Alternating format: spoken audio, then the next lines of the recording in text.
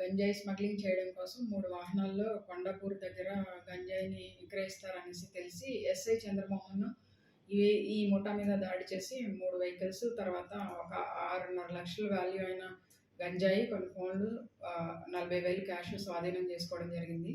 వీళ్ళు ఒక బొలెరో వాహనాన్ని అయితే కంప్లీట్‌గా మోడిఫై చేశారు. లోపలంతా అరల్లాగా పెట్టించి అందులో గంజాయి పైకి తెలియకుండా స్మగ్లింగ్ చేయడానికి వీలుగా దాన్నంతా వెల్డింగ్ చేయించి షెల్ఫ్స్ లాగా తయారు చేసుకున్నారు.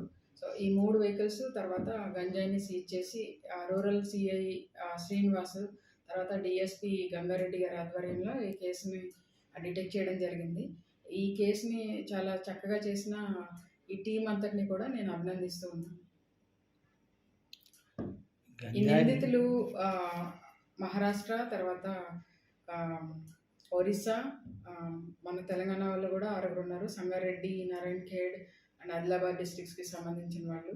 వీళ్ళు వచ్చి ఇక్కడ ఆదిలాబాద్ నుంచి వచ్చే గంజాయి వాళ్ళు ఇక్కడ కలెక్ట్ చేసుకొని తీసుకెళ్ళి వాళ్ళు ఒరిస్సాలో అమ్మాలని వీళ్ళ ప్లాన్. ఈ గంజాయి విక్రయాలని అరికట్టడానికి మేము ఒక స్పెషల్ టీం ఫామ్ చేసాము. ఎక్కడెక్కడైతే గంజాయి అమ్మకాలు జరుగుతుందో ఆ స్మగ్లర్స్ అందరి మీద కూడా మేము గట్టిగా దృష్టి పెట్టాము.